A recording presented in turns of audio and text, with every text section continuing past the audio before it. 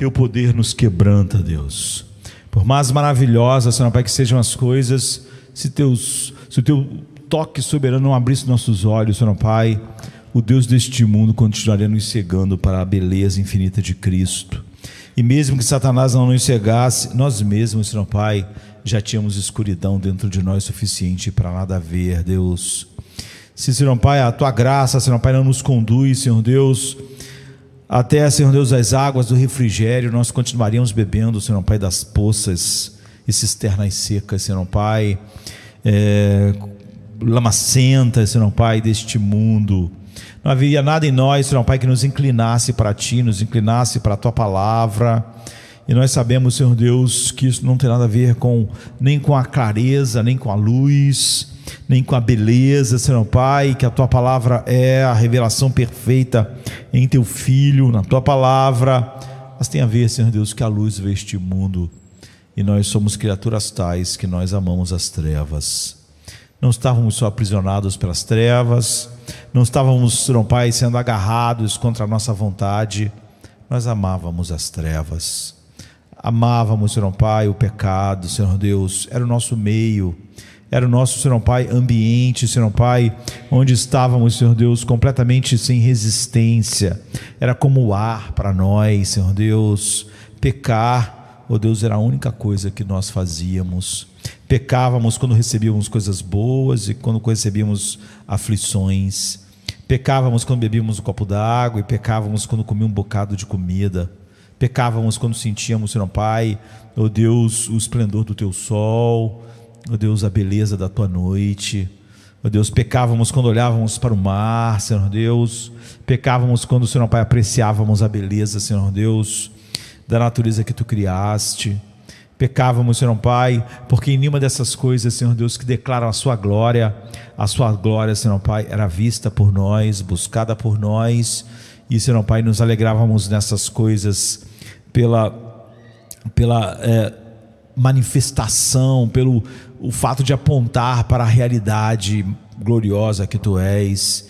Pecávamos, Senhor Pai, quando nos apaixonávamos, e pecávamos quando casávamos. Fazíamos de todas as coisas ídolos, Senhor Pai. Todas as coisas tinham um fim em si mesmo, o nosso próprio ego. Oh Deus, que libertação, Senhor Pai, tão grande nos alcançou. Precisávamos, Senhor Pai, realmente que, oh Deus, em nossa miséria, que o próprio Deus se tornasse um homem e fizesse, Senhor Pai, todo o caminho, Senhor Pai, e depois mudasse todas as nossas inclinações, na verdade nos desse uma nova natureza, Senhor Pai, novos olhos, Senhor Pai, novos sentimentos, novos amores, novos desejos, oh Deus, novos ódios.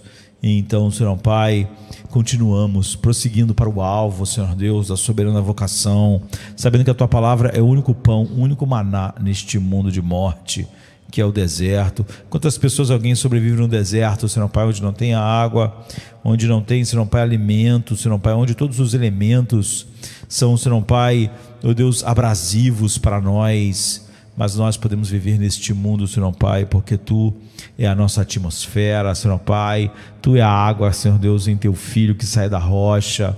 Tu, Senhor Deus, é a coluna de fogo que nos ilumina no meio da escuridão da noite. Tu és a nuvem, Senhor Pai, que nos protege do calor escaldante, Senhor Pai, das aflições, Senhor Pai, ó Deus da vida. Tu és o Deus, Senhor Deus, que faz, Senhor Deus, nossas novas vestes de justiça, como as vestes do povo de Israel não se desgastarem, Senhor Pai. Eles podiam andar por anos, elas estavam sempre ali. Cada manhã nós levantamos, Senhor Pai, estamos com o manto da justiça, com a roupa da justiça do Teu Filho amado. Nada se desgasta, Senhor Pai, tudo se renova, Tuas misericórdias são novas a cada manhã. Então nos dá, Senhor Pai, sempre uma paixão que corresponda a tão grande maravilha que é o Evangelho. É o que nós Te pedimos esta manhã, em nome de Jesus. Amém, amém. Eu queria meditar em 1 Pedro 1 e 2. Queria falar agora, aí hoje à noite, sobre identidade, sobre a nossa identidade. Eu estou nessa parte do ano já indo para o fim, né? Estou num livro de 1 Pedro. Cada um de nós às vezes está num lugar diferente, já que usamos métodos diferentes para ler toda a Bíblia. todo ano, não é? E quase sempre essa leitura, esses esquemas para a gente ler toda a Bíblia durante o ano, é óbvio que muitas das vezes não se transformam em sermões, mas eu estava lendo esses primeiros versos de Pedro essa semana e me deu uma vontade enorme de falar a respeito disso, e eu gostaria de pregar nos 2 versículos que a gente vai ler essa manhã, porque eles estão saturados de Deus, estão carregados de Deus e da verdade, e vocês verão isso à medida que nós andarmos por esses versos.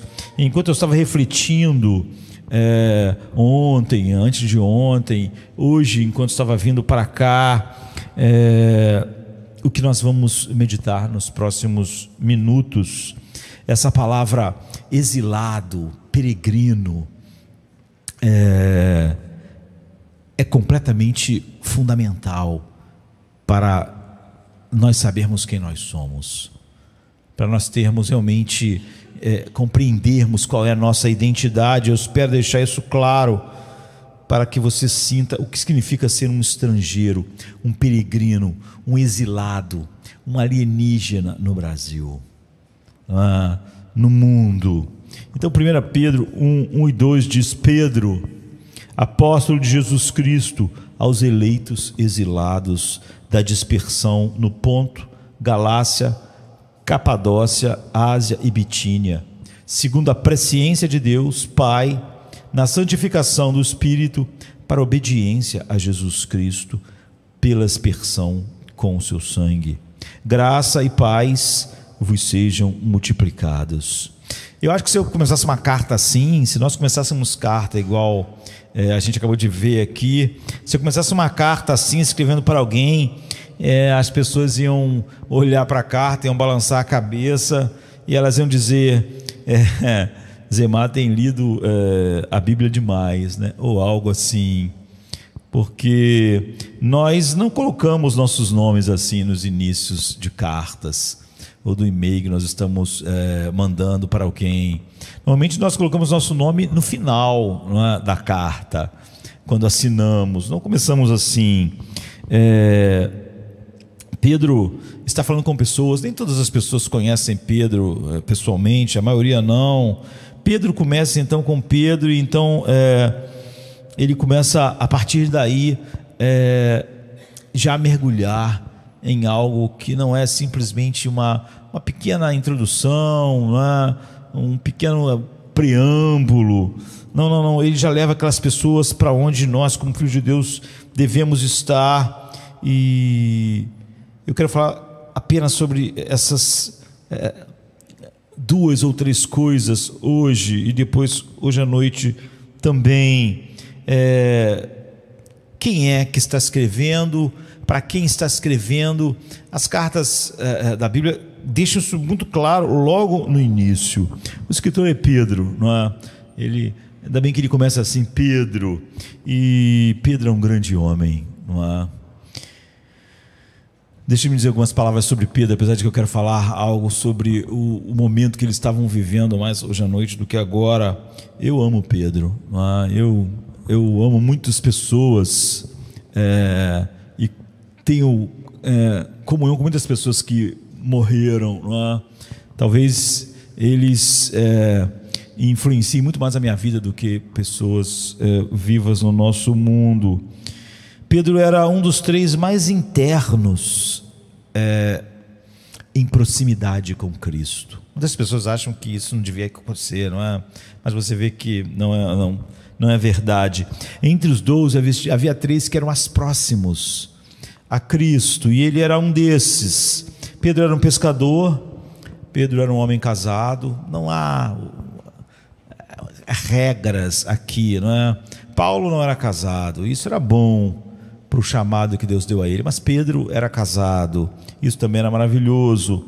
Ele viajou muito, ele deixou tudo para trás, ele levava a sua esposa com ele, foi ele quem saiu do barco e tentou andar sobre as águas. Tentou não, né? Ele andou sobre as águas, conseguiu por um tempo mas depois a gente pode dizer que ele estragou tudo, não demorou muito. Foi ele, por exemplo, que disse: tu és o Cristo, o Filho do Deus vivo. Quando Jesus perguntou, uma das perguntas mais importantes para nós respondermos, cada um vai ter que responder individualmente: quem você diz que eu sou? Quem vocês dizem que eu sou? Não é a opinião que o mundo tem, que a cultura tem. Quem você pessoalmente diz que eu sou? Foi ele que respondeu na frente de todos: tu és o Cristo, o Filho do Deus vivo.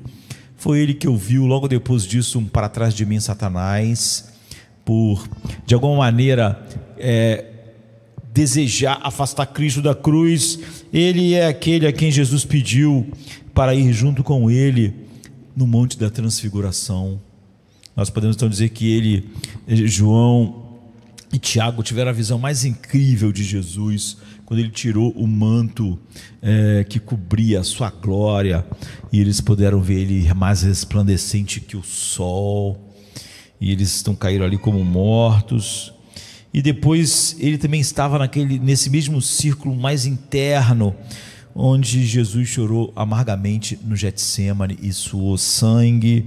Foi ele que naquela noite disse a Jesus: eu nunca te deixarei, eu te amo tanto. Todas as pessoas aqui podem falhar, né? Todas as pessoas, Tiago, João, todo mundo pode falhar, eu não vou falhar. Por isso que eu disse outro dia, pregando aqui, que é estranho quando eu vejo pessoas dizendo assim: é importante uma perseguição vir ao Brasil, é importante uma perseguição na igreja, porque isso é tão arrogante, né? Quando alguém diz isso, a pessoa está dizendo o seguinte: se vier perseguição, eu vou ficar firme. É o que ela está dizendo, porque ela está dizendo que seria bom. Pessoas fracas e dependentes de Deus não dizem isso, não é? Como se elas tivessem uma espécie de força. Pessoas assim estão agindo como Pedro. Pedro falou: não, eu te amo, ainda que todo mundo aqui falhe, eu não vou falhar, não é? Porque eu te amo mais do que eles, eu vou ficar firme. E confiança em si mesmo, queridos, e não na graça, só mostra profunda imaturidade, não é? Quando Pedro disse: eu te amo mais do que todo mundo, Jesus disse: esta noite, Pedro, você vai me negar. Você vai dizer para as pessoas que não é daqui a um mês, não é daqui a um ano. Você, quando for provado, quando está tudo... Pedro não estava com medo, né? Quando as pessoas dizem tem que vir uma perseguição, ela não está com medo, ela não tem tempo nem para orar direito, não tem tempo para ler a Bíblia, mas ela acha que vai ficar firme. E então ele ouviu quando disse: nunca te deixarei, eu nunca vou te negar. Eles podem ir embora, eles podem fracassar, a igreja é um fracasso, João é um fracasso, Tiago é um fracasso, eles são medrosos, mas eu não, né? Tem gente que sempre fala da igreja, se põe de fora, né? É porque a igreja é assim, a igreja não prega, a igreja não está comprometida. Você está comprometido, não é? Você está orando. Pedro falou: todo mundo pode falhar. A igreja daquele dia, né? Naquele momento: eu não vou falhar, eu amo. E então naquela noite, aos ouvidos de Jesus, ele negou Cristo 3 vezes. E Jesus se virou e olhou para ele, e ele foi e chorou amargamente. 3 dias depois, ele ouviu as palavras provavelmente mais doces que Pedro ouviu durante toda a sua vida: você me ama, Pedro? Eu te amo, Senhor. E Jesus perguntou: você me ama mais do que eles? Há 3 dias atrás tu disse que me amava muito mais que eles. Você me ama mais do que eles? E ele disse: Senhor, eu te amo. Mas você vê que há muito pouco daquela arrogância, né? Tem que vir a aflição. Veio a aflição e ele falhou terrivelmente, né? E Jesus perguntou: Pedro, você me ama? E chegou uma hora que ele só podia dizer: Senhor, tu sabes todas as coisas. Eu já falei demais e já foi exposto a toda a minha imaturidade, mas tu sabes que eu te amo. E você vê 3 vezes, nós podemos falar muito sobre isso, não tem uma ligação sobre o que eu quero falar realmente, mas Jesus deu a Pedro 3 vezes, eu diria, chance de restaurar aquela tríplice negação. Ele negou Cristo 3 vezes, e aquele 3 vezes foi perguntado a respeito disso. 50 dias depois dessa história, ele se levanta cheio do Espírito Santo. Parece outra pessoa, né? Totalmente diferente. E ele pregou destemidamente, ele que falhou tão miseravelmente com medo, não é? Ele pregou, e você sabe, não é porque ele era corajoso, veio a aflição, porque a gente viu como ele falhou terrivelmente. Ele, 50 dias depois, pregou na mesma Jerusalém em que ele estava apavorado, pregou destemidamente para uma multidão que não sabemos de quantos eram, devia ser muitos, porque 3.000 pessoas vieram ao Senhor. Ele que tinha medo de uma serva, não é? Que disse, não, acho que ele é galileu, ficou apavorado. Agora ele podia se colocar diante de milhares de pessoas, sabendo que tudo ainda respirava ódio contra Cristo. Ele pôde então pregar e arriscar a sua vida, e ele foi para a prisão logo depois que Tiago tinha sido preso e morto. Quando Tiago foi preso, se Tiago tivesse sido livre, ele podia ir para a prisão tranquilo, pensando, Jesus libertou Tiago, mas Tiago não foi livre, ele foi decapitado. E imagine alguém muito próximo a você, muito próximo a Cristo, é preso e decapitado, e logo pegam você também. Você pensa, Deus não livrou Tiago de ser decapitado, não há nenhuma garantia. Então Pedro ficou em paz, não porque havia garantias. A Bíblia diz que Pedro ia morrer no outro dia, mas quando o anjo chegou, ele estava dormindo. Eu costumo dizer que se Pedro dormiu naquela noite, esperando ser decapitado, Jesus dormiu no barco, Daniel pôde descansar na cova dos leões, Deus pode nos fazer dormir em qualquer lugar, não é? E depois você vai ver Pedro pregando, ele cura pessoas como homem na porta do templo, não tem prata e não tem ouro, ele levanta a Tabita dos mortos, ele viaja, ele vai a Corinto e ele morre como um mártir em Roma. Esse é o Pedro, esse é um homem, não é? Essa é uma história incrível da graça de Deus. Agora, qual é a audiência dele? Ele começou, Pedro, os eleitos dispersos. Ele está escrevendo para pessoas que ele chama de forasteiros da dispersão. E ele os identifica como pessoas que são eleitas ou escolhidas. Então ele qualifica a palavra escolhido ou eleito com 3 frases no versículo 2. De acordo com o pré-conhecimento de Deus Pai, de acordo pela obra santificadora do Espírito Santo e para a obediência a Jesus Cristo e a expersão do seu sangue. Ele junta a eleição com essas 3 coisas. Agora você nota algo nessas qualificações, né? Deus Pai, Deus Filho, Deus Espírito Santo, eleitos pela Trindade. A eleição, escolhidos pela obra da Trindade, cada parte da Trindade fazendo parte daquilo que a eleição é na vida. E ele começa a sua carta dizendo, sou um apóstolo de Jesus, e vocês são escolhidos por Deus Pai, pela obra santificadora do Espírito Santo, para a obediência em Jesus Cristo, através da aspersão do seu sangue. O que eu sinto quando chego ao final desses 2 versículos é que este é um homem saturado de Deus. Ele só falou algumas frases. Ele podia estar falando, começando a desenvolver, falando algumas coisas de saudação, mas você viu quão saturado de Deus as primeiras palavras de Pedro. Hoje você vê a igreja, um dos grandes dramas da igreja, da fraqueza da igreja, da incapacidade da igreja de viver na nossa cultura de uma maneira que realmente manifeste a glória de Deus, é que as igrejas hoje, elas acreditaram em algo em que elas existem baseado em 2 coisas: relacionamentos e métodos. Tudo é sobre relacionamento e método. As pessoas vão para o lugar, se ela não tem os relacionamentos que ela acha legal, ou os métodos que ela acha legal, ela acha então que é igreja. Porque a igreja hoje, ela se baseia para a fraqueza da igreja, igual o autor de Hebreus diz, vocês eram para ser adultos e não são. e às vezes nem são verdadeira igreja, não é? É porque a base é essa: relacionamentos e métodos, e não baseados na verdade.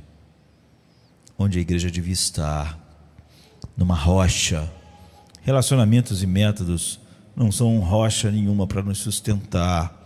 Não é? Então essa é uma carta saturada de Deus, e Ele quer que nós experimentemos uma vida saturada de Deus. Essas pessoas estão numa situação muito crítica.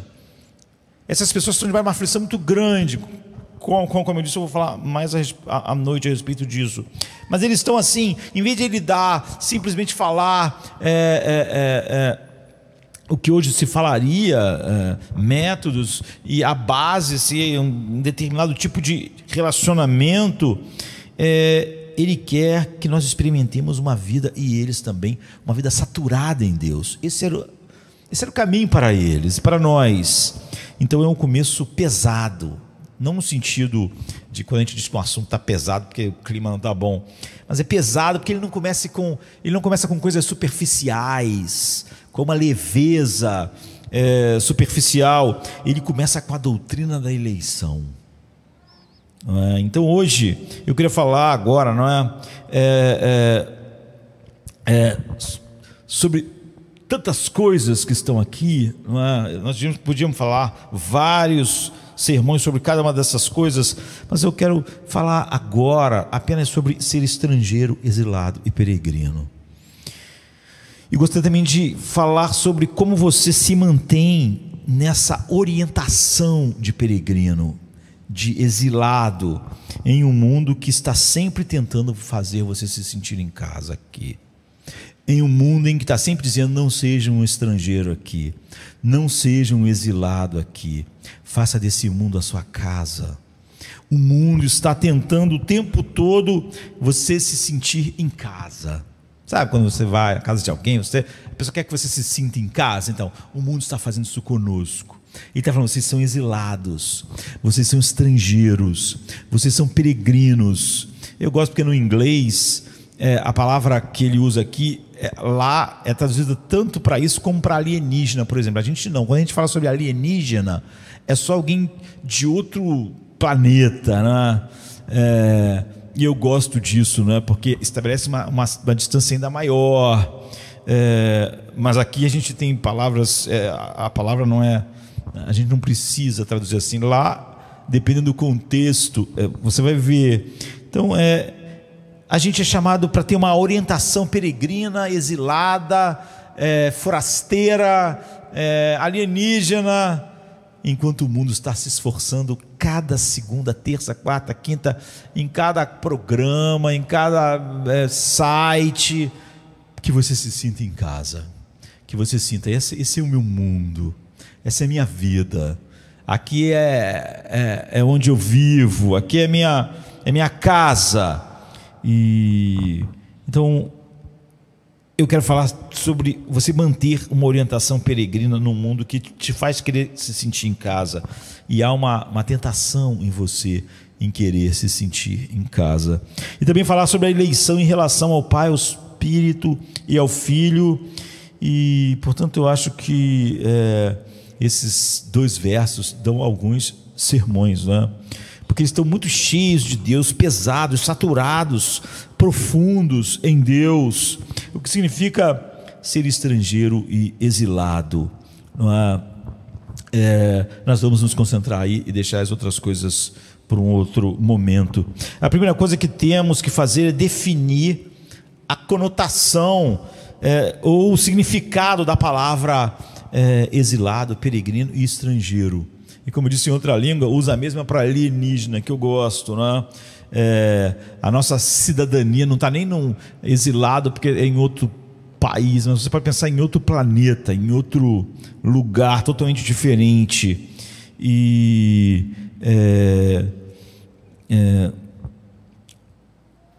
o que a palavra alienígena te lembraria? Eu lembro quando eu era criança, fez um sucesso danado, o filme ET, não é? E ele ficava sempre falando sobre ir para casa, sempre apontando para o céu assim, e ele, por mais que foi recebido ali por aquela família, teve um amigo, uma criança, e as crianças, ele estava querendo voltar para casa, não é? O coração dele batia assim, e você via o coração como uma luz vermelha assim, e no final a grande emoção é que ele vai voltar para casa. Por melhor que algumas coisas estavam sendo ali, havia nele, ele era um alienígena, né? Um ET, ele tinha que voltar para casa. E aqui é uma pessoa que vive em um lugar que não é a sua casa. Não importa quanta beleza, por exemplo, o ET via aqui, não era a casa dele. E então tem uma linguagem diferente, tem valores diferentes, roupas diferentes, regras diferentes, autoridades diferentes, atmosfera diferente. Você simplesmente não se sente em casa. Roupa diferente, talvez, né? Isso é um estrangeiro, ou um exilado. Ele não se sente em casa, toda a atmosfera não é aconchegante como é o seu lar. Você é um estrangeiro. Agora, você é? Essa carta de Pedro é para você?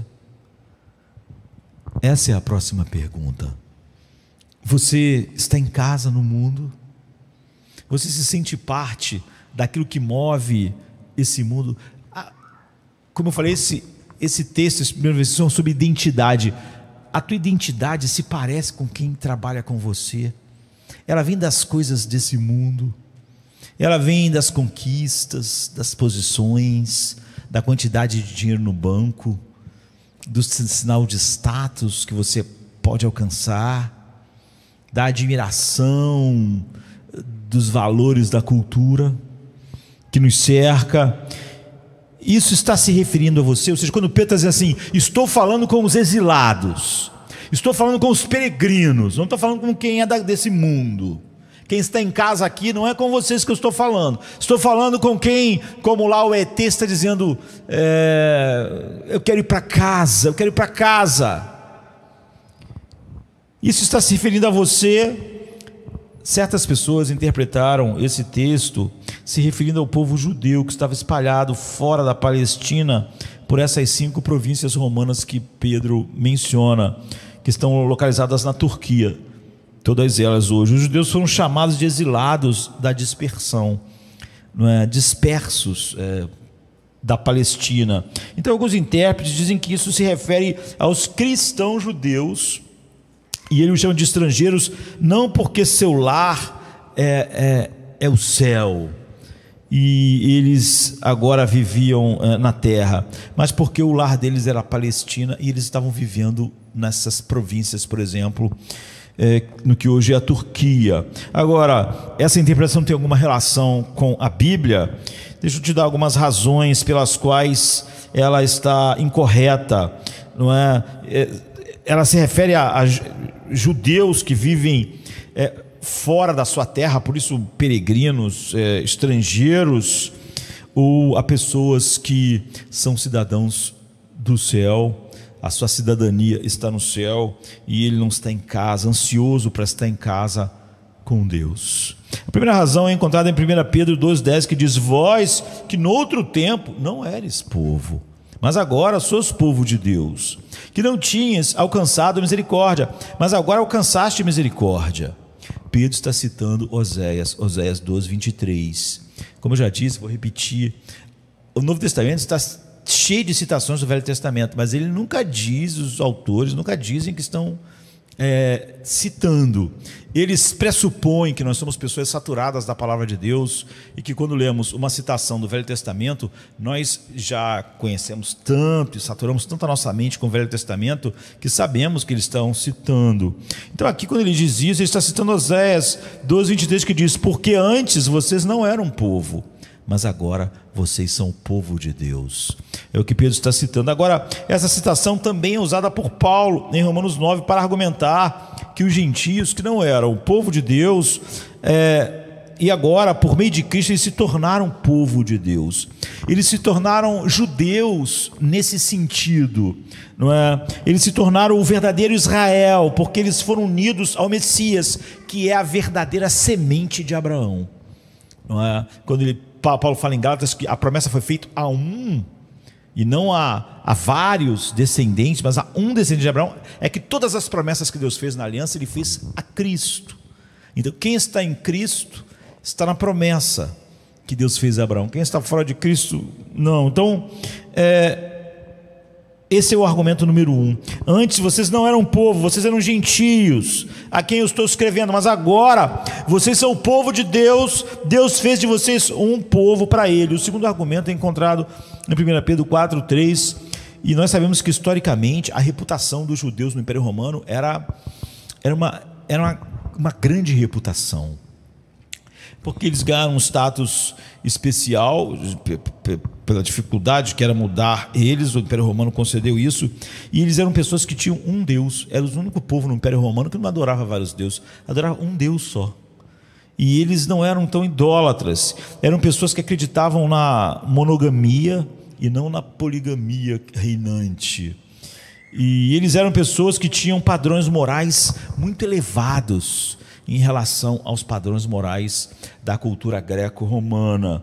E é por isso que muitos gentios foram atraídos para as sinagogas e se tornaram tementes a Deus. Quando a Bíblia diz que Lídia era temente, ela era gentia, era temente a Deus e se reunia, porque ela era gentia, mas esse padrão e essa vida dos judeus a atraiu ao judaísmo, e depois ela vai ser convertida. Mas agora ouça a descrição dessas pessoas para quem Pedro está escrevendo antes de se converterem. Pedro diz assim, 1 Pedro 4:3: porque é bastante que no tempo passado da vida fizestes a vontade dos gentios, andando em dissoluções, concupiscências, borrachices, glutonarias, bebedices, orgias, né, e abomináveis idolatrias, e acham estranho não correrdes com eles no mesmo desenfreamento de dissolução, blasfemando de vós. Ou seja, em tudo isso, eles agora, as outras pessoas estavam chocadas com aquelas pessoas, porque elas andavam na idolatria, na depravação sexual, andavam como toda a cultura andava, e agora elas não andavam mais. Então agora, Pedro diz, eles falam mal de vocês porque eles não conseguem entender, porque vocês participavam de tudo que eles participavam, e agora vocês não participam mais. Então aqui está a imagem, esses são gentios que levavam um tipo de vida devassa, não judeus, né, que viviam uma vida regrada no meio do Império Romano e que se converteram. Havia muitos judeus convertidos, mas não é o público, não se caracteriza por isso. Ele diz, vocês eram idólatras abomináveis, o que os judeus não eram, não é? Não pessoas que tinham um único Deus verdadeiro na sinagoga, no sábado. Não, vocês viviam nos templos pagãos, vocês eram idólatras, vocês viviam em todas as dissoluções. E quando eles foram salvos e retirados daquela situação, Pedro diz, os companheiros de vocês que participavam de todas aquelas coisas não entendem mais, vocês ficaram estranhos para as festas deles, e vocês não se encaixam mais na celebração da vida, entre aspas, que eles fazem. Eles simplesmente não se encaixavam mais. E o terceiro argumento, porque acho que ele está porque é evidente que ele está falando com cristãos gentios e falando que eles são estrangeiros porque eles são cidadãos do céu e não porque são judeus fora da Palestina, que agora eles são estrangeiros e que eles foram convertidos.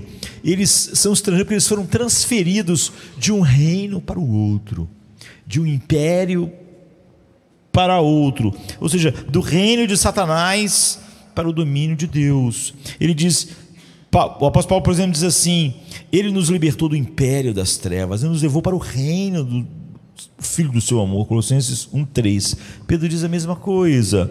Filipenses 3:20, Paulo diz, nossa pátria está nos céus.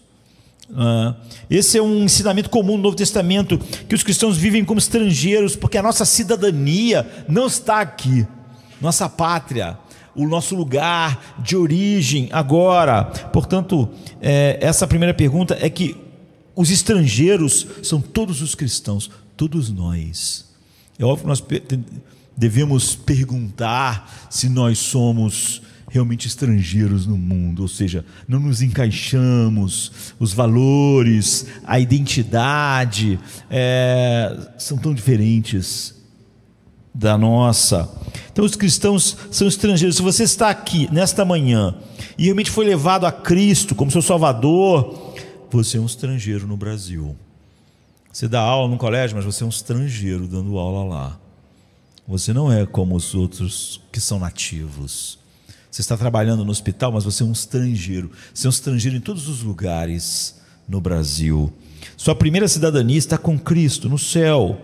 Sua cidadania, podemos dizer, segunda, onde você está morando agora, não é aqui no Brasil. A diferença de prioridade entre essas duas coisas, ser cidadão do céu e um cidadão do Brasil, ou um cidadão do mundo, não é? Como eu espero que fique claro, é infinita à medida que nós avancemos aqui.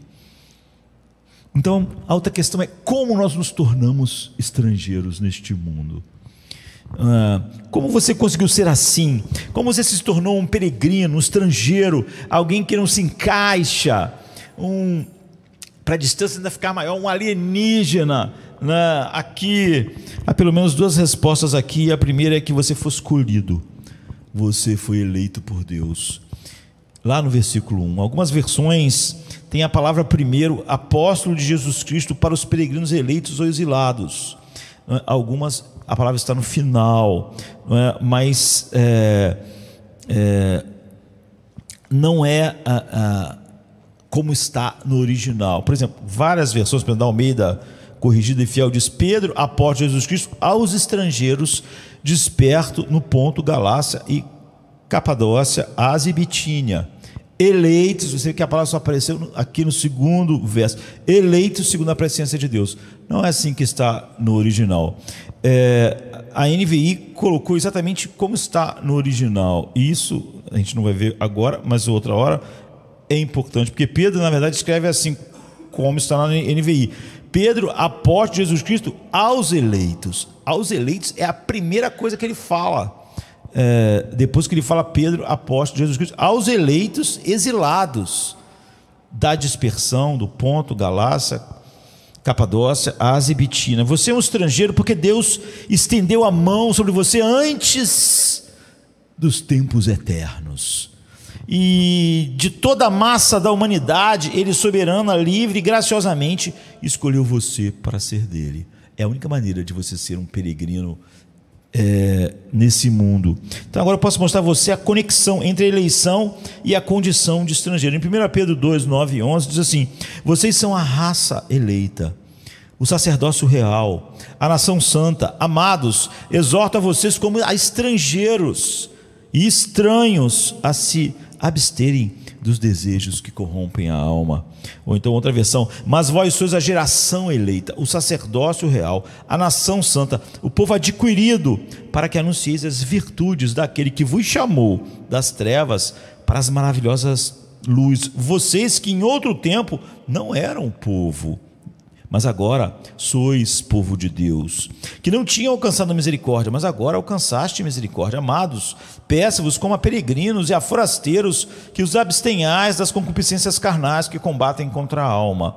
Então você vê que tem um link lá. O versículo 9 diz que você é uma raça escolhida, e o versículo 11 diz que vocês são estrangeiros e peregrinos. Você é estrangeiro por ser uma raça escolhida. O link é que Deus escolheu você para ser estrangeiro. Se alguém se sente em casa desse mundo, não pode ser eleito. As duas coisas não podem ser verdade sobre a mesma pessoa.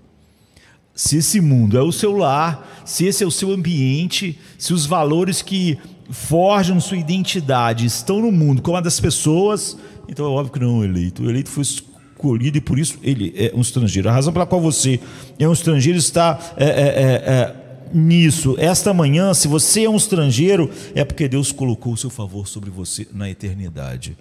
Você não iniciou seu status de estrangeiro, você não se inscreveu, você não desejou e quis ser estrangeiro. Não é? Deus iniciou. É como nascer num país. Você não é estrangeiro no Brasil, por quê? Porque você nasceu aqui. Não é? Você não escolheu não ser um nativo. Você não é um estrangeiro porque você nasceu. E você não escolheu onde você nasceu. Você é um estrangeiro no mundo porque Deus fez isso da mesma maneira que Deus é que escolheu que você fosse brasileiro. A segunda resposta para o porquê de você ser um estrangeiro é encontrada em 1 Pedro 1,3, que diz: bendito seja o Deus e Pai do nosso Senhor Jesus Cristo, que segundo a sua grande misericórdia te fez renascer para uma viva esperança por meio da ressurreição de Jesus Cristo dentre os mortos. Aqui está o segundo motivo. Algo aconteceu fora de você antes de toda a eternidade. Por isso você é um estrangeiro. Você é um estrangeiro porque você foi eleito antes da fundação do mundo. Mas a segunda coisa que faz de você um estrangeiro é que Deus não só te escolheu, aconteceu isso fora de você, quando você nem existia, mas por causa daquilo aconteceu uma coisa dentro de você. Pela obra de Deus, você nasceu de novo. Por isso que não tem essa coisa de que o cara é eleito, ele não tem algo dentro dele que foi totalmente alterado, mas ele é eleito, ele é do mundo, ele é como o mundo, não há diferença, mas ele foi eleito e vai para o céu, não é? Se o que faz você estrangeiro é que você foi eleito, e também que você então nasceu de novo. Essas duas coisas são inseparáveis. Foi feito algo na eternidade, foi feito algo no tempo. Foi feito algo fora de você, foi feito algo dentro de você. Seu coração de pedra foi tirado e um coração de carne foi colocado. Você foi regenerado. Todos eles foram regenerados. Não existe um eleito com a velha natureza, operando, reinando, que faz dele um cidadão do mundo. Não é? O velho homem foi crucificado com Cristo, o novo homem foi criado em você, e você agora é novo. Então você é eleito. Eleito pelo que foi feito na eternidade, e eleito estrangeiro e peregrino pelo que foi feito na eternidade, e estrangeiro e peregrino pelo que foi feito dentro de você. Nunca acredite que alguém foi eleito na eternidade e depois não foi feito nada dentro dele agora. E você nasceu de novo. E essa nova pessoa não se sente mais em casa no mundo. Não tem mais sua identidade e tudo que a define vindo do mundo. Ele é um estranho agora no mundo. A marca de você ser um cristão verdadeiro é uma sensação de que você não cabe aqui. Você não se encaixa em lugar nenhum. O que dá muita alegria a algumas pessoas não dá a você. Aonde elas estão buscando identidade, você não está. Você é estrangeiro, você é estranho, não é mais satisfatório. O que é satisfatório para ela não é mais suficiente. Esse mundo está longe de ser tudo o que te impulsiona. Se isso é tudo, se tudo para você é negócio, estudo, família, então você é um cidadão do mundo. Se é isso que define você, se é isso que impulsiona o seu dia a dia, se é isso que está na tua mente quando você acorda de manhã, negócio, ganhar dinheiro, subir na vida, estudar, família, romance, então você está em casa aqui. Essa é a sua casa. Um cristão é uma pessoa que nasceu de novo e recebeu uma esperança de uma herança tão grande que ele se tornou estranho a todas as esperanças do mundo. A todas as ambições e status que compõem as esperanças do mundo, ele se tornou estranho para ela. Então a resposta para a segunda parte é: você é um estrangeiro porque Deus escolheu você e você é um estrangeiro porque Deus fez você nascer de novo. Ninguém foi escolhido na eternidade, por isso é estrangeiro, se Deus não faz algo dentro de nós. Essas duas coisas são duas coisas interligadas.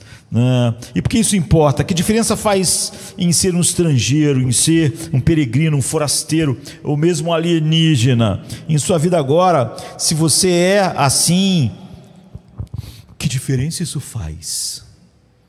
Isso é só um jogo de palavras, ou isso faz uma diferença em como você está trabalhando, está estudando, está casando? Isso faz toda a diferença, é real. 3 respostas, e todas começam com o mesmo som para nós, para nos lembrar: você vive sob uma nova constituição se você é um estrangeiro.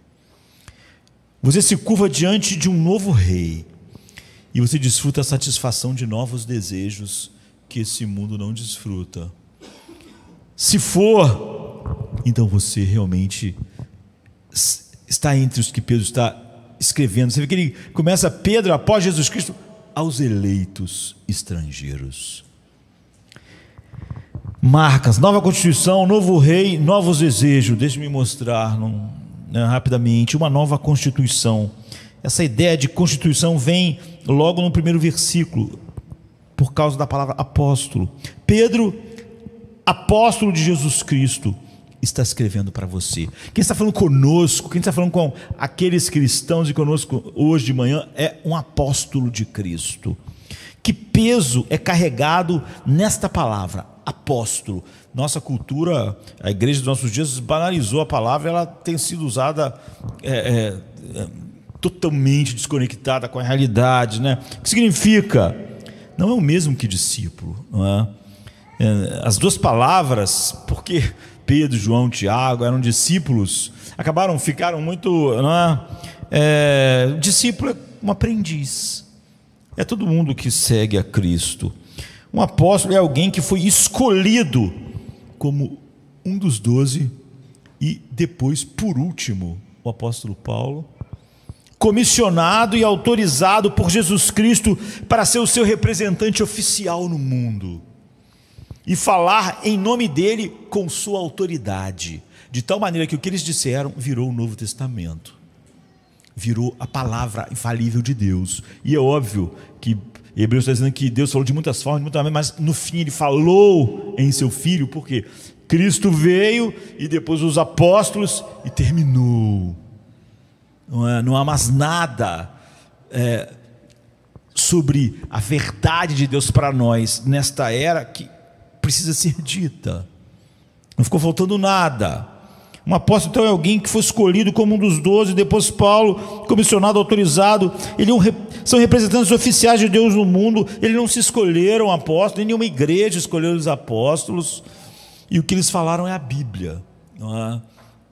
É a palavra de Deus para nós. E a igreja é edificada sobre os apóstolos, os profetas. Sobre os profetas, o ministério usado para nos dar o Velho Testamento, e os apóstolos, o Novo Testamento. A igreja é edificada. Você não bota mais nada sobre os alicerces. Tudo que a igreja pregar e edificar tem que ser sobre essa verdade. Se você ficasse fazendo o alicerce de uma casa para sempre, a casa nunca ficava pronta, né? Um prédio tem um alicerce, agora vamos construir em cima. Então, eles são o alicerce, o fundamento. E o que eles falaram é a palavra infalível de Deus para nós. Então, quando Pedro diz: estou escrevendo essa carta como um apóstolo, é óbvio que Pedro podia escrever cartas que no dia a dia, que não foi assim. Ele está escrevendo como um apóstolo. O que ele quer dizer é: eu estou escrevendo essa carta em nome de Cristo. Eu estou falando no lugar dele. Eu tenho a autoridade dele. Quando você lê o que eu falo, não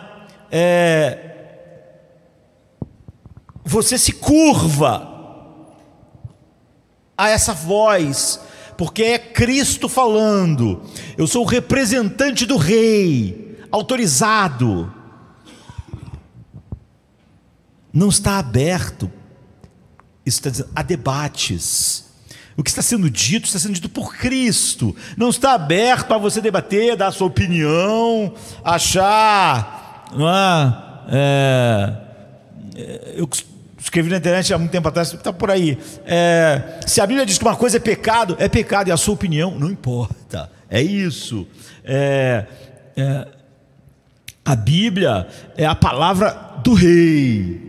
O apóstolo, quando está falando como apóstolo, ele está dizendo: você está ouvindo Cristo, você não está ouvindo Paulo, você não está ouvindo Lucas, você não está ouvindo, você está ouvindo Cristo. Você não está debatendo para ver o que é bom, que parte você vai gostar, que parte vai ser confortável na sua vida. Não, você está ouvindo o rei. Você é um estrangeiro, você é um cidadão desse outro lugar. Então, essa é a sua constituição, essa é a sua autoridade, a única. Se você é um eleito, é um estrangeiro por causa da eleição na eternidade e por causa daquilo que Deus fez no tempo dentro de você. Isso é autoridade. Simplificando, os cristãos são estrangeiros, e isso implica que nós temos uma constituição própria. Ou seja, o Novo Testamento, a Nova Aliança, ou na medida em que o Novo Testamento endossa o Antigo, toda a Bíblia. Essa é a nossa constituição nesse reino. Por isso que nós somos estrangeiros aqui. Aqui está a Constituição do Brasil. Eu acho melhor a Constituição americana, porque a Constituição americana é enxuta, não é? E é por isso que não fica mudando toda hora, e cada um. A do Brasil já é mais extensa. Mas qual é a relação da Constituição brasileira, ou americana, que é uma mais enxutinha, com essa Constituição? Para você saber quem você é. A Constituição americana só tem 3 páginas em um documento, e mais uma declaração de direitos. A do Brasil já é enorme, e é muita lei, e só serve para, enfim, dar interpretações mais malucas e que a pessoa quer dar, né, contrariando até às vezes o texto claro. Agora, existem algumas diferenças incríveis, não é? Me deixe ler rapidamente o preâmbulo da Constituição e relacioná-lo com a Constituição de quem é estrangeiro, de quem Pedro está falando que somos nós se estamos em Cristo. A brasileira começa assim: nós, representantes do povo reunido, do povo brasileiro reunido em Assembleia Nacional Constituinte para instituir um Estado democrático destinado a assegurar o exercício dos direitos sociais individuais, a liberdade. Tá ruim isso, né?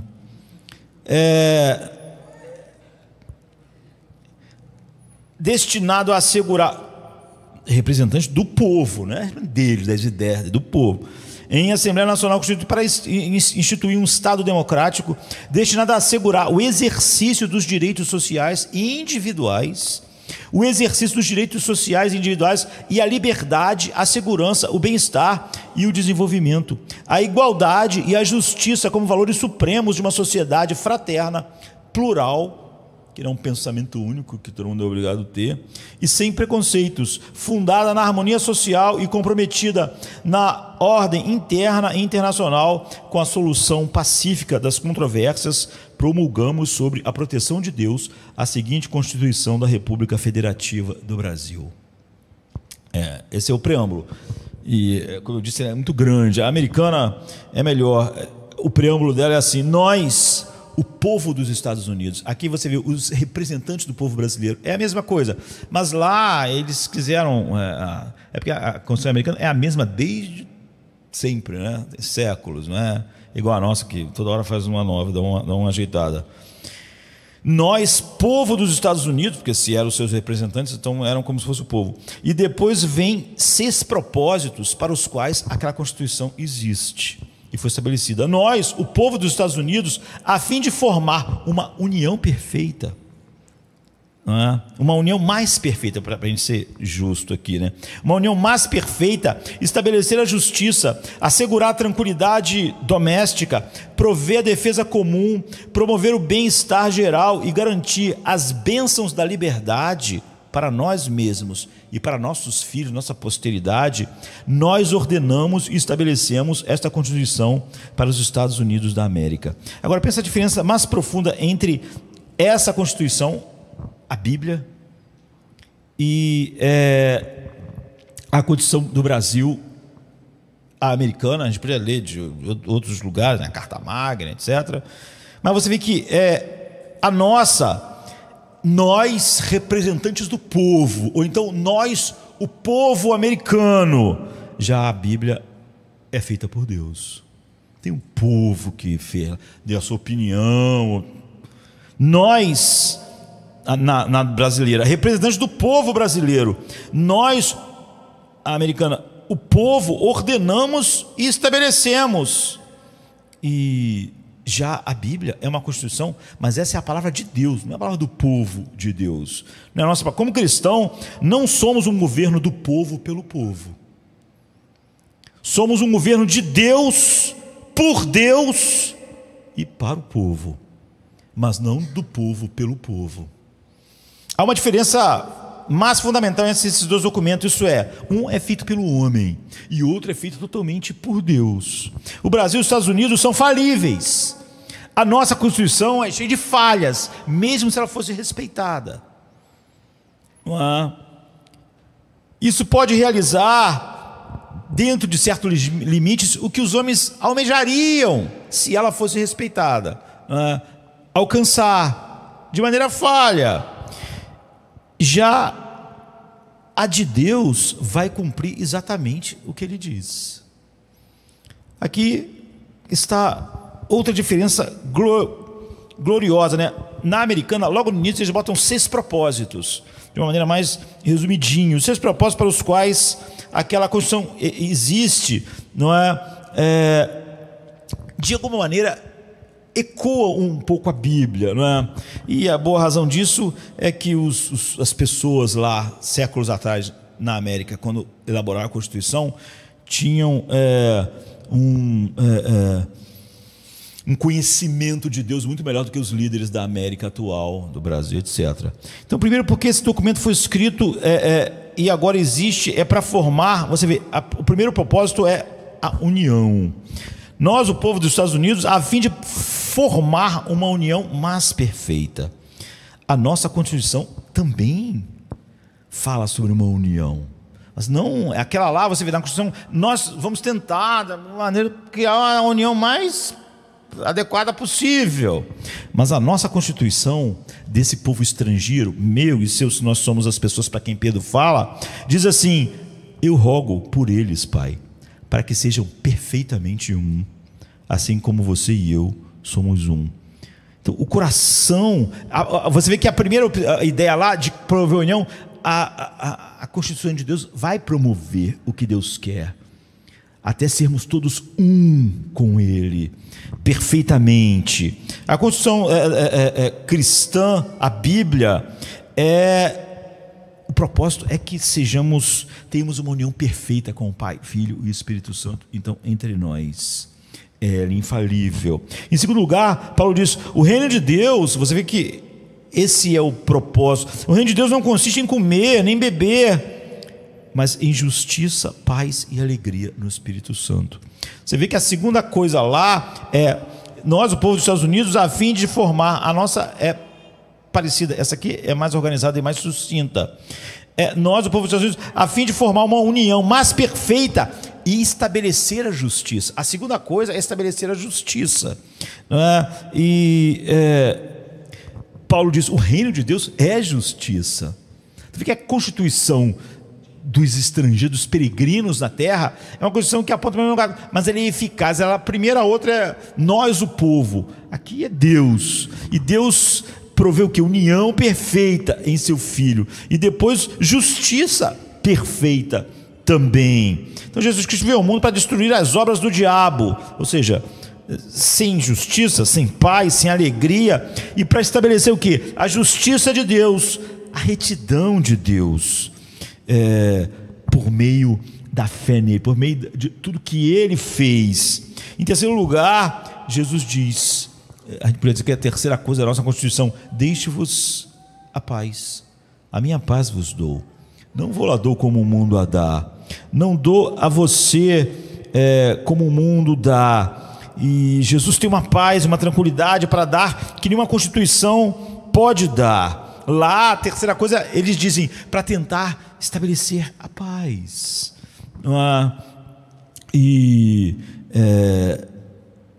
Quarto, não é contra a carne e sangue que lutamos, mas contra os principados, potestades, príncipes do mundo das trevas, Efésios 6,12. Lá diz: nós, o povo dos Estados Unidos, a fim de formar uma união perfeita, estabelecer justiça e assegurar e promover a paz e o bem-estar. Você vê que é o homem tentando prover essas coisas da melhor forma, nunca dá nada certo, mesmo que, como eu disse, a Constituição fosse respeitada. Garantir essa paz. Jesus disse: eu deixo-vos a paz, minha paz vos dou. E depois essa paz é mantida mesmo no lugar perigoso como o nosso, essa tranquilidade, esse bem-estar, porque nós temos toda a armadura de Deus, a couraça da justiça, o cinto da verdade, os pés calçados com o evangelho, o escudo da fé, uma espada que é a sua palavra, uma defesa que Deus provê. E como já temos aquelas outras três coisas juntas, isso se estabelece. Em quinto lugar, todas as coisas cooperam para o nosso bem na Constituição, que a Bíblia é, daqueles que amam a Deus, daqueles que foram chamados segundo o seu propósito. Nenhum bem ele só nega aos que andam retamente, por exemplo, Salmo 84:11. Lá você vê que diz: nós, o povo dos Estados Unidos, a fim de formar a união perfeita, depois estabelecer justiça e depois paz. Todas essas coisas não são promovidas e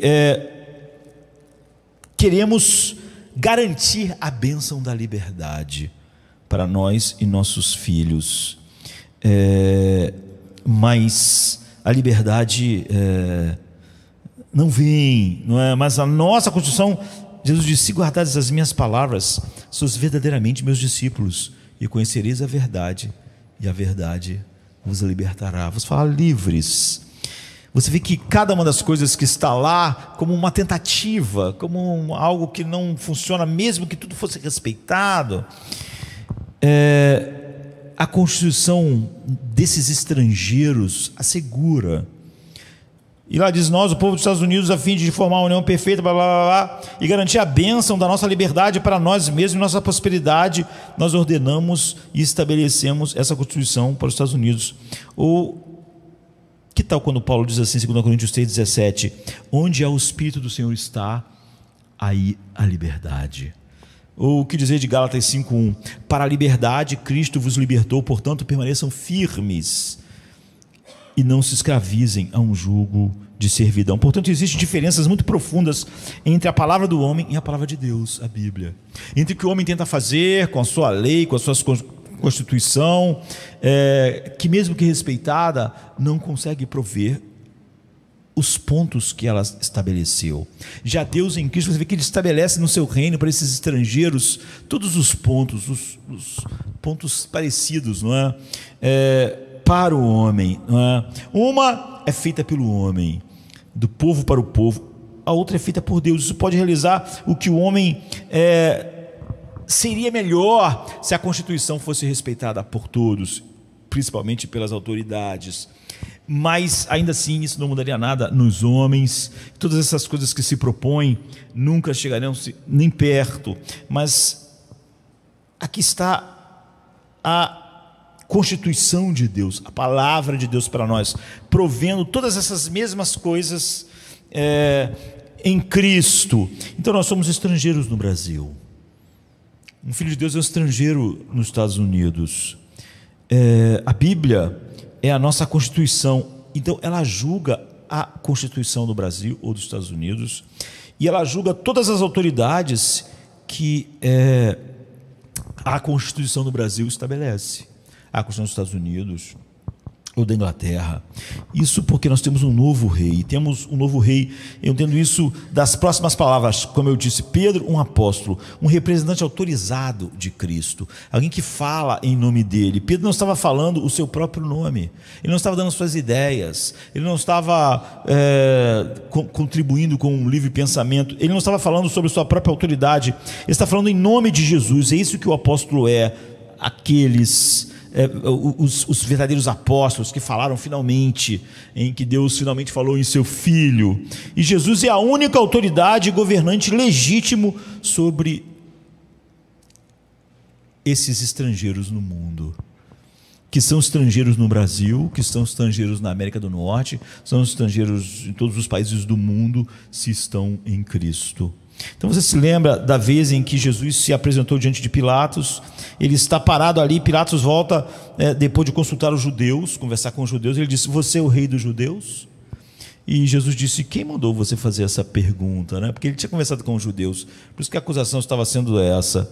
Quem mandou? Você está falando de si mesmo ou alguém te falou isso? E Pilatos ficou indignado e disse: eu não sou judeu. Aqueles que te entregaram a mim, eles falaram comigo. E Jesus disse assim em João 18,36: meu reino não é deste mundo. Se o meu reino fosse deste mundo, os meus servos teriam lutado para que eu não fosse entregue aos judeus. Mas o meu reino não é deste mundo. E Pilatos disse: então você é rei, porque meu reino, não é? E Jesus disse: para isso eu vim ao mundo, a fim de dar testemunho da verdade. Os que são da verdade ouvem a minha voz. Isso foi um link para Pilatos, que tinha uma verdade, mas Pilatos condenou a si mesmo, mostrando que ele é um cidadão deste mundo, porque ele disse: o que é a verdade? E isso foi o fim, né? O que é a verdade? Ele não tinha ouvidos para ouvir a verdade. Se ele fosse um estrangeiro, como Pedro está dizendo que aquelas pessoas são, tomara que todos nós sejamos, essa é a verdade para nós. Porque essa é a única verdade, não é a verdade para um país, né? Ela é a verdade do autor de todas as coisas, não é? E Pilatos com muitos cristãos hoje perguntam o que é a verdade, né? Muito confuso, eles nunca entendem a verdade, porque eles misturam a verdade com o humanismo secular, a verdade deles vai mudando com a nova teoria psicanalítica, com a nova teoria antropológica, com a nova teoria sociológica. Eles nunca sabem bem o que é a verdade, eles são meio igual a Pilatos: o que é a verdade? Mas esses estrangeiros não, eles sabem o que é a verdade. O rei das nações, o rei do universo, o rei da verdade estava dizendo: todo aquele que é da verdade ouve a minha voz. Todos os verdadeiros estrangeiros no mundo. E você lembra o que Jesus fez? Ele ficou diante dos seus inimigos e ele disse, ao se aproximarem dele, eles perguntaram assim: é lícito pagar tributo a César? Mateus 22:17. E pensando que iam pegar Jesus, né? Em outras palavras, nossa lealdade é para César ou é para com Deus? Onde está a nossa lealdade? César ou Deus? E Jesus disse: me dê uma moeda. De quem é a imagem na moeda? E tinha a imagem de César, né? Como aqui na nossa dia teve Princesa Isabel, né? Agora, durante décadas, na Libra foi a Rainha Elizabeth, George Washington no dólar, estava lá César. E Jesus disse: portanto, dai a César o que é de César e a Deus o que é de Deus. O que ele está dizendo? Mateus 22:21. Você sabe o que ele está dizendo? Ele está dizendo o seguinte: olhe, Deus é seu dono, fariseu. Deus é o dono da Palestina. Deus é o dono de César. Deus é o dono de Roma. Deus é dono do mar Mediterrâneo. Deus é dono de toda a prata e de todo o ouro do Império Romano. Deus é dono de você. Deus é dono, nós aqui, da camisa que tu está usando, da roupa que tu está usando. Deus é o dono. Deus é dono de cada vestido que está no seu armário. Deus é dono de cada gravata, roupa, tênis que você tem. Deus é o dono do carro que está na sua garagem. Deus é o dono de cada utensílio que traz conforto que está na sua casa. Deus é o dono do cabelo que está nas suas cabeças. Deus é o dono de suas apólices de seguro e do seu dinheiro da aposentadoria. Deus é o dono de cada linha do seu portfólio. Cada linha dele pertence a Deus. Você perceba isso e você saberá como usar todas essas coisas, como lidar com elas de maneira adequada. Então você vai saberá o que dar. Você não será mais um idólatra, você não fará mais nenhuma submissão falsa, nem a César, nem a você, e nem a nenhuma outra coisa. Você apenas submete tudo a Deus. Você não acha que algumas coisas são de Deus.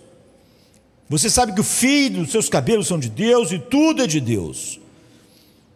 E você submete tudo o que é de Deus a Deus, incluindo sua vida, sua alma. E então, só então, você vai se relacionar corretamente com César e com todas as coisas. Veja 1 Pedro 2,13 dizendo, e você verá como isso funciona na prática. Os cristãos são os melhores de todos os cidadãos quando os governos não são idólatras, mas justos, e são os mais perigosos, entre aspas, em regimes presunçosos contra Deus. Por quê? Pedro diz assim: por amor do Senhor, sujeitem-se a toda instituição humana, seja o imperador como supremo, seja os governadores como enviados por ele. Então, sujeitai-vos, pois, a toda a ordenação humana por amor do Senhor, que quer ao rei como superior, quer aos governadores como enviado por eles, etc, etc, etc. Agora, espera um minuto, não leia isso muito rápido. Várias vezes eu leio, às vezes as pessoas dizem assim, Deus falou para você se submeter às autoridades. A pessoa está lendo muito rápido. Submetam-se como? Ele diz, por amor a Jesus, se submetam. Se submetam naquilo que você pode fazer como um ato de amor a Jesus, de devoção a Jesus, por amor a Ele. O que você pode fazer por amor a Ele, em se submeter, faça. Qualquer coisa que vá contra o seu amor por Ele, contra essa supremacia dEle, não. Você está sobre outra constituição. Tem outras palavras, quando você está diante de César, e a questão de se submeter ou não a qualquer coisa que César diz, venha você não espera de César para saber o que é certo realmente fazer. Você não olha para César em busca de uma resposta para se submeter a César. Sua palavra, a Constituição, a palavra de César, a Constituição do Império Romano, não é a sua lei. Você olha de César para o Senhor e diz, eu posso fazer isso por amor a Cristo? Obedecer isso vai mostrar o meu amor a Cristo, do meu rei? Vai estar de acordo com o que eu sou? É isso que você vai perguntar. E você diz, sim, Senhor, eu me submeto por amor de Ti. E o Senhor diz, por minha causa, submeto, por amor do Senhor. Nada que não seja compatível com amar a Cristo está dentro da minha submissão. Então, ele continua, porque essa é a vontade de Deus, que fazendo bem, façais emudecer a ignorância dos insensatos. 2,15. E aqui está o versículo chave, não é? Hajam como homens livres. Aqueles que foram libertos, vivam como pessoas livres, não usando sua liberdade como disfarce para a maldade, mas vivendo como servos de Deus. Honre a todos, ame a fraternidade, a irmandade, tema a Deus, honre o imperador, como livres. Então, Abraham Lincoln, ele foi presidente dos Estados Unidos 2 vezes, né? A segunda foi meio curta, e ele foi um homem sábio, porque ele foi um momento muito difícil dos Estados Unidos. Ele recebeu a segunda posse como presidente, ainda estava ali no final da Guerra Civil Americana, e estava nesse discurso você vê palavras pesadas, profundas, sábias, não é? A Guerra Civil Americana tinha matado 500 mil pessoas. Ela estava perto do fim, mas ainda não tinha acabado. Mais pessoas iam morrer. Essas 500 mil pessoas morreram o quê? Com balas de canhão, baionetas, e ele suportou o peso. E pouco antes de acabar a guerra, ele se tornou presidente pela segunda vez. Ele recebeu a presidência com palavras como essa que ele diz numa das partes. Ele está falando, quando ele fala em partes aqui, está falando sobre o Sul e Norte, que foi como foi a Revolução Americana. Ele diz assim, no discurso de posse dele: nenhuma das partes esperava por esta guerra na magnitude e a duração que ela alcançou. As duas partes, o Sul e o Norte, achavam que ia durar menos e não ia custar tanto. Nenhum dos dois lados previu que a causa do conflito poderia cessar ou mesmo antes que o próprio conflito cessasse. Ou seja, que na verdade sempre, mesmo depois do conflito, haveria pessoas que o conflito não teria terminado nelas realmente, né? E cada um buscava um triunfo mais fácil e um resultado menos fundamental, surpreendente. Ninguém achava que isso ia custar tudo isso. E ele continua dizendo assim: ambos os lados leem a Bíblia, porque era uma nação cristã. Ambos os lados leem a mesma Bíblia, ambos os lados oram ao mesmo Deus. Cada um invoca a sua ajuda contra o outro, o seu norte contra o sul, o sul contra o norte. Pode parecer estranho que algum homem ouse pedir a ajuda de um Deus justo para espremer o pão com o suor do rosto do outro homem. Mas não julguemos agora, para que não sejamos julgados. As orações de ambos os lados não puderam ser atendidas, e nenhuma delas foi totalmente atendida, porque o Deus Todo-Poderoso tem os seus próprios propósitos.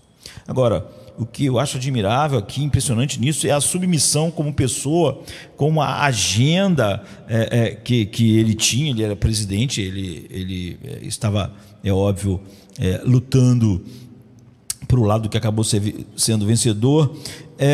Ele está dizendo: nada vai funcionar exatamente como a gente quer, não é? Como nação, mesmo tendo feito tudo isso, nenhum dos lados, meu lado, que era o norte, ou o sul, tiveram as orações totalmente atendidas, não é?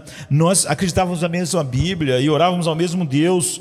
Deus está fazendo aqui além do que qualquer um dos lados havia sonhado, e que eu seja um guia fiel no navio, que eu sei que no final termina como a providência soberana de Deus determina, e não como nós lutamos para ser.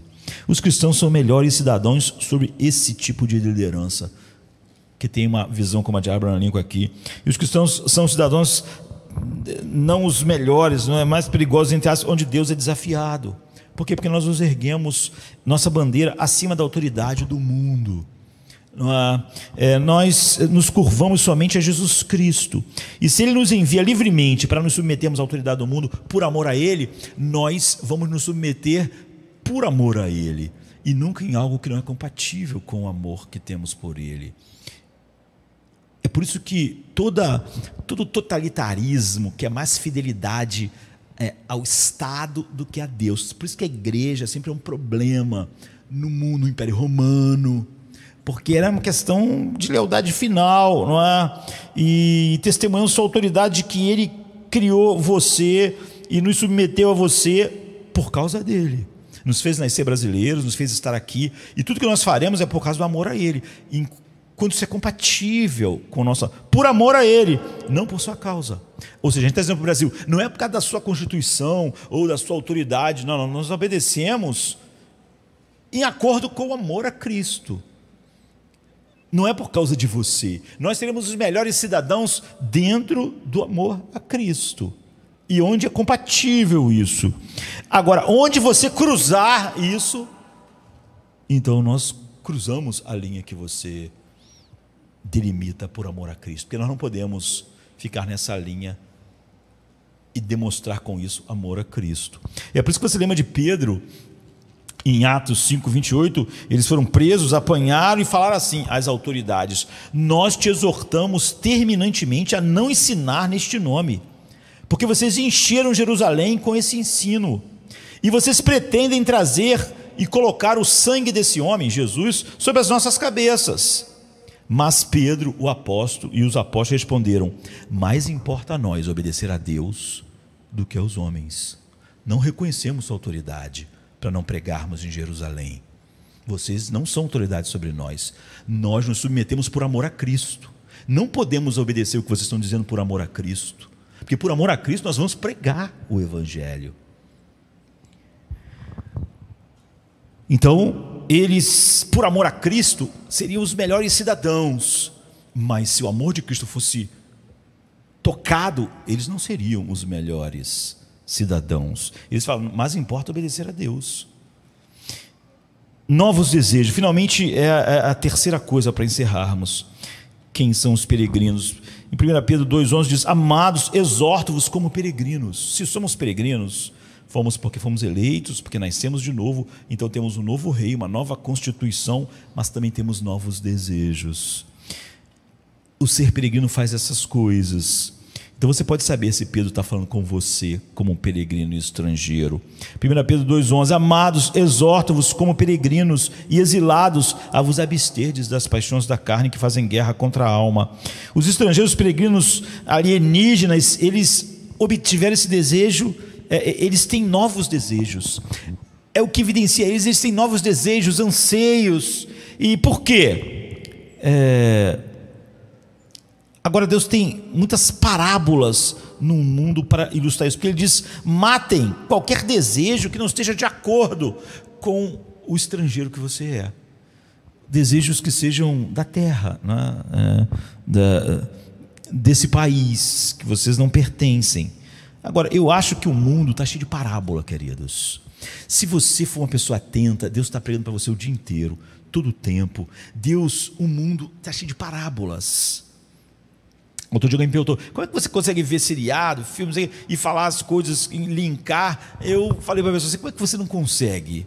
Como é que você não consegue olhar para a vida e entender que a vida é uma parábola? Deus fez o mundo, Ele é uma parábola. Deus está pregando para a gente o tempo todo. Ele estabeleceu conexão, por exemplo, entre a nicotina e o câncer, para nos dizer algo.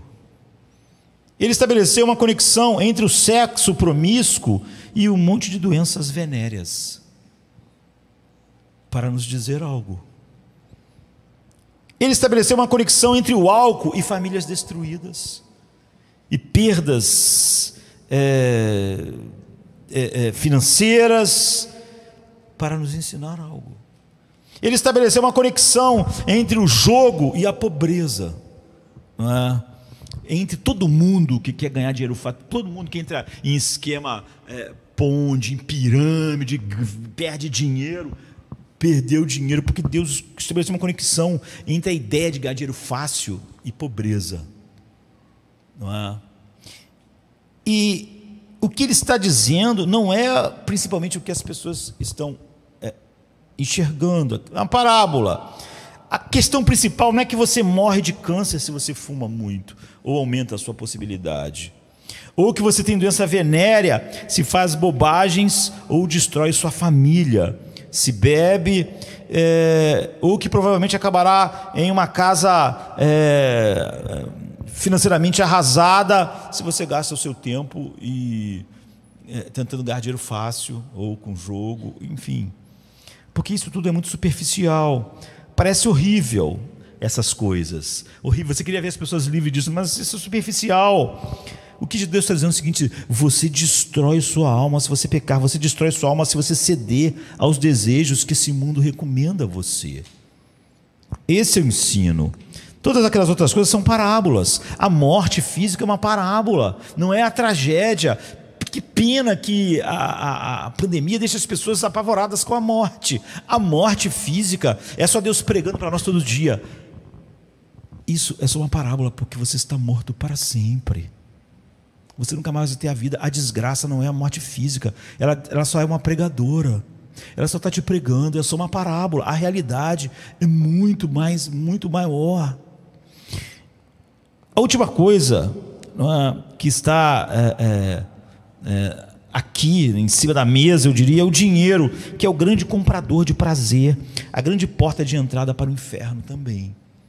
Deus fez você achar que aquilo que pode te dar mais prazer ser a grande porta para mostrar que o coração é completamente idólatra e acha que realmente não está nele a garantia, a paz, a tranquilidade, a segurança e etc. Então você se lembra que Pedro, eu até falei sobre isso no início, aprendeu essa lição tão bem. Ele estava cheio de novos desejos, desejos de Deus, desejos de estrangeiros, desejos de salvação, desejos de libertar as pessoas da escravidão, novos desejos, ambições.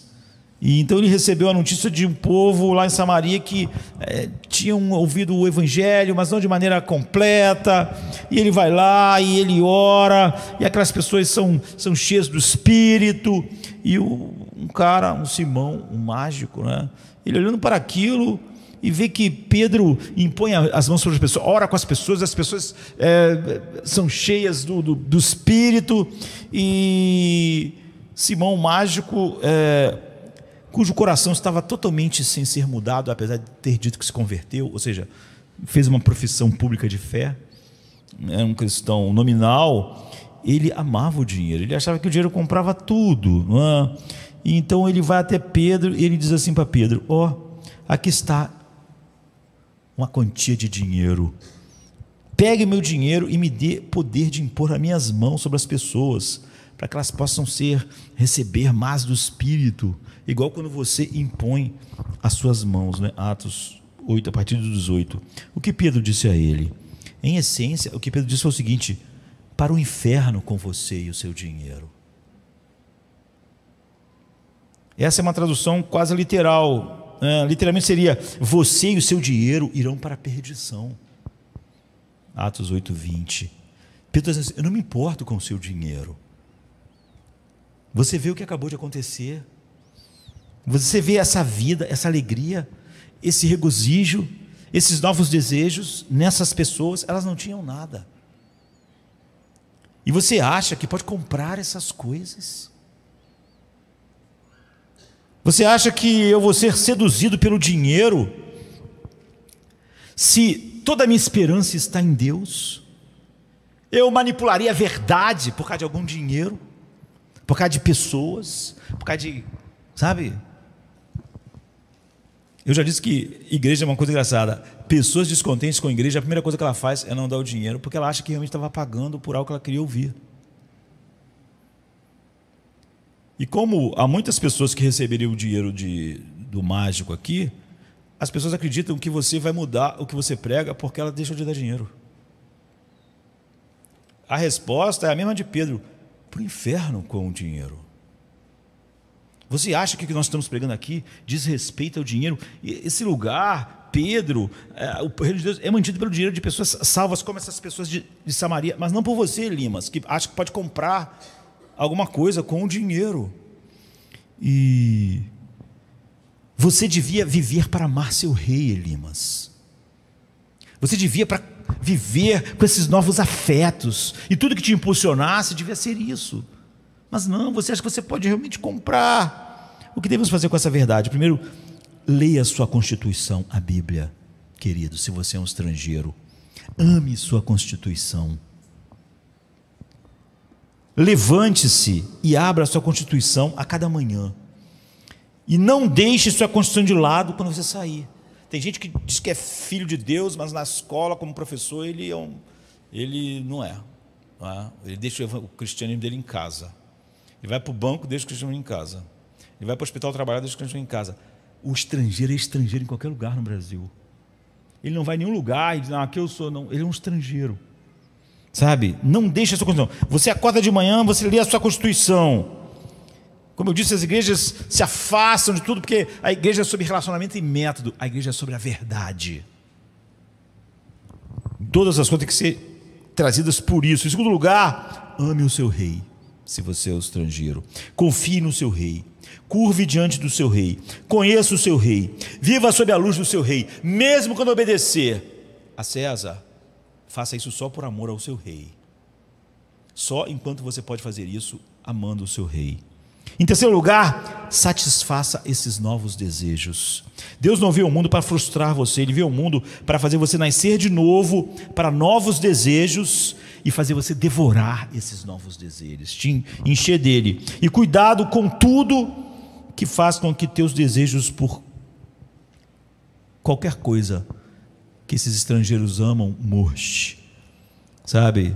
Se algo não faz você